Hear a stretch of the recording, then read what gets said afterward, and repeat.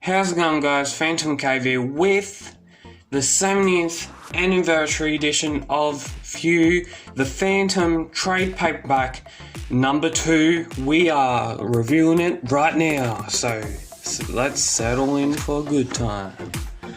Look at that material.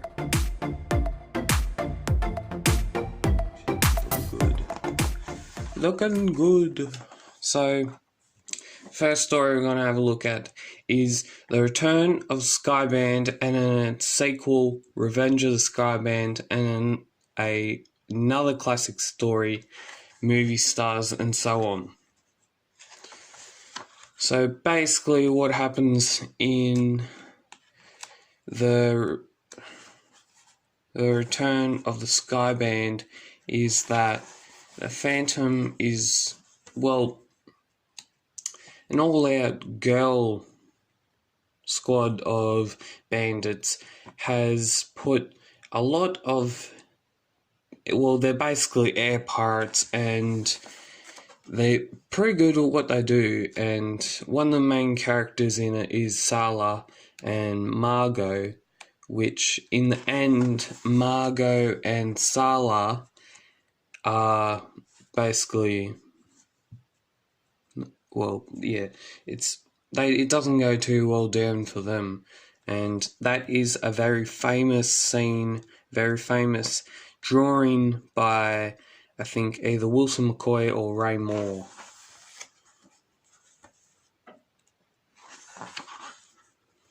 And so, yeah, it's just that the two main people, Margot and Sala, are, well, they basically they get in love with the Phantom, and the Phantom ruins their operation. The Phantom takes them in and basically destroys their livelihood, and then they both get a little bit jealous, and they finally, jealous of each other, they call upon someone like a navy to try and get this Phantom out of their midst, and then they think he's dead. They rescue him, I think.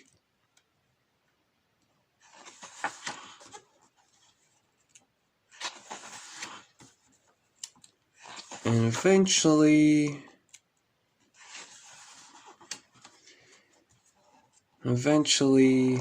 we see Sala and Margot go to jail, I think. Okay, now that open space of colour is one of my favourite. This is just, I love it. It's the art by Jason Paulos. It's the sequel to The Return of the Skyband. It's called The Revenge of the Skyband. Oh, that's ironic. It's very ironic. So, in The Revenge of the Skyband, so Margot is looking, they get out of jail, and Margot is looking for Sala. Margot is on Sala's doorstep they're on her trail, and then the Phantom fixes her up, and they tell Sala's got a pretty damn not great wound, and then Sala knows a lot about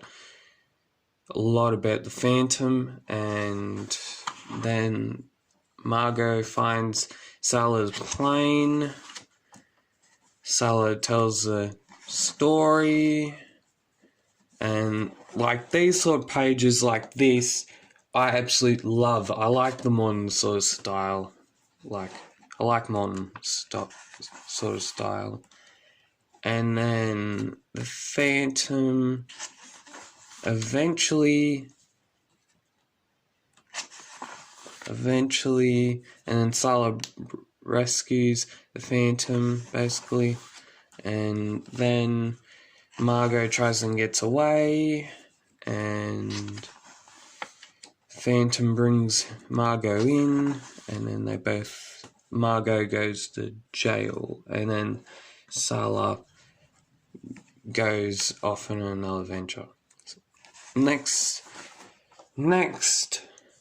Oh yeah, and if you haven't subscribed to the Phantom, you can. It's somewhat. It's I think $180 dollars or something. And I don't subscribe to the Phantom because it's too expensive for me. I get mine from the news agency. So next story is Movie Stars. I love this story. I didn't read much of it last night when I was catching up on this book, but I got the monks of it, and I know what happens. So basically, the two movie stars, they are filming a film, and then they get kidnapped by these two big bandits, and then the Phantom basically nearly saves them and is looking for them, and headhunters get involved in it. They nearly cook her up. The Phantom blows out some punishments to the tribe of the headhunters. And what is ironic is that there's two tribes that are still headhunters and all that sort of stuff, and cannibalism. So there's two tribes that have gone out of their way to kill them, and there's another tribe that gets punished. And then the Phantom finds the bandits, and then the guy punches him in the face, and then we have Jungle Love, which is what was the movie, what was featured in Movie Stars. So it's a turbulent tale of tropical love starring Gary and Rita Lena. So that question mark is, and it's the world premiere of Jungle Love, which is the one that was featured in there. And so the movie goes on, and then the movie gets stopped. Amazing art by Shane Foley, and then it's on a criminal case. Phantom finds out who it is. Haha, this is a little Easter egg I just noticed. Wilson Avenue and McCoy Street. No number few road. That's gotta be something. So he finds out what happens. Then the banker tries to kill him, but he kills him first, gets into the film, and then Phantom finally gets him and brings him to the doorstep of jail, and returns back to the Skull Cave. Second last story is the Muka slave, I think, Slaves of Muka or something, and this one is a very good story. It is a guy who sells slaves from a person. Well, yeah, it's a bit hard to explain because I haven't really read it that much, but it's about slaves, and it's pretty good. And finally, we get to somewhere where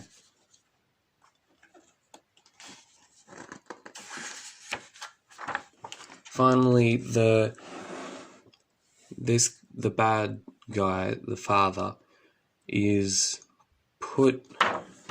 I'm pretty sure this is what happens. Has to pay back everything, and what he had earned in slave dollars, and then the other guy gets put to prison. Yeah, this is gonna be hard.